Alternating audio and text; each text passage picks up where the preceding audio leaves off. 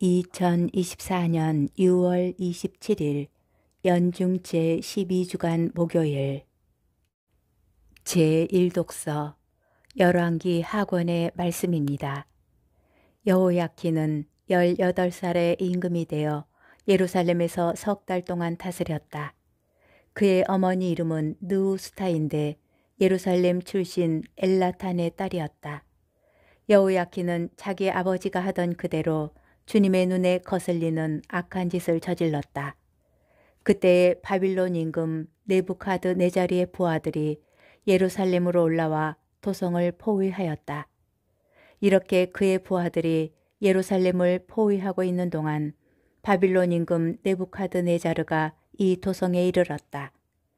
그러자 유다 임금 여호야킨은 자기 어머니와 신하들, 대신들과 내시들과 함께 바빌론 임금에게 항복하였다. 그리하여 바빌론 임금은 그의 통치 제8년에 여호야킨을 사로잡았다. 주님께서 말씀하신 대로 느부갓네자르는 주님의 집에 있는 모든 보물과 왕궁에 있는 모든 보물을 내가고 이스라엘 임금 솔로몬이 주님의 집에 만들어 놓은 금 기물들을 모조리 떼어냈다. 또한 온 예루살렘 주민과 모든 대신과 모든 용사 등 포로 1만 명과 모든 장인들과 대장장이들을 끌고 갔다. 그리하여 나라 백성 가운데 가난한 이들 말고는 아무도 남지 않았다. 느부갓네자르는 여호야킨을 모우와 왕비들, 내시들과 나라의 고관들과 함께 바빌론으로 끌고 갔다. 그들을 끌고 예루살렘에서 바빌론으로 데려간 것이다. 바빌론 임금은 또 훌륭한 사람 7,000명과 장인과 대장장이 1,000명 등 전투할 수 있는 건장한 모든 사람을 바빌론으로 데려갔다. 그런 다음에 바빌론 임금은 여호야킨의 삼촌인 마타냐를 그 뒤를 이어 임금으로 세우고 이름을 시드기야로 바꾸게 하였다. 주님의 말씀입니다. 복음 마테오복음 7장 21절에서 29절의 말씀입니다. 그때 예수님께서 제자들에게 말씀하셨다.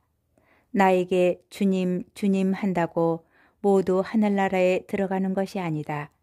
하늘에 계신 내 아버지의 뜻을 실행하는 이라야 들어간다. 그날에 많은 사람이 나에게 주님, 주님, 저희가 주님의 이름으로 예언을 하고 주님의 이름으로 마귀를 쫓아내고 주님의 이름으로 많은 기적을 일으키지 않았습니까? 하고 말할 것이다. 그때에 나는 그들에게 나는 너희를 도무지 알지 못한다.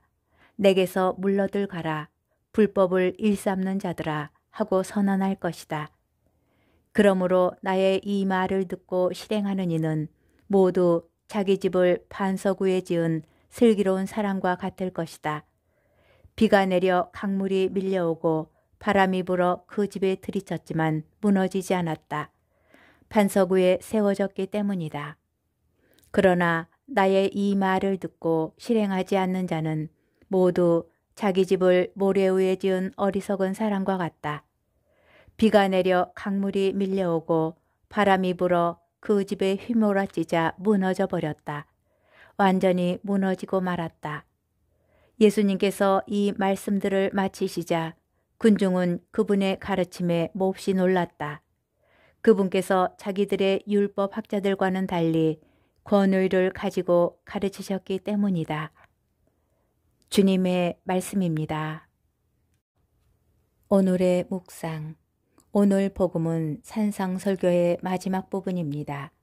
마테오는 예수님의 가르침을 모아서 산상설교 부분에 배치합니다. 마치 모세가 시나이 산에 올라 하느님의 계명을 받은 것처럼 예수님께서도 산에 오르셔서 당신의 가르침을 전하여 주고 계십니다. 산상설교는 참 행복을 시작으로 율법의 완성에 관한 가르침과 그 밖에 여러 가르침이 이어집니다. 그리고 그 모든 가르침의 결론으로서 오늘의 복음 말씀을 듣게 됩니다. 나에게 주님, 주님 한다고 모두 하늘나라에 들어가는 것이 아니다. 하늘에 계신 내 아버지의 뜻을 실행하는 일하여 들어간다. 자신이 가르침을 많이 알고 있는 것만으로는 소용이 없습니다.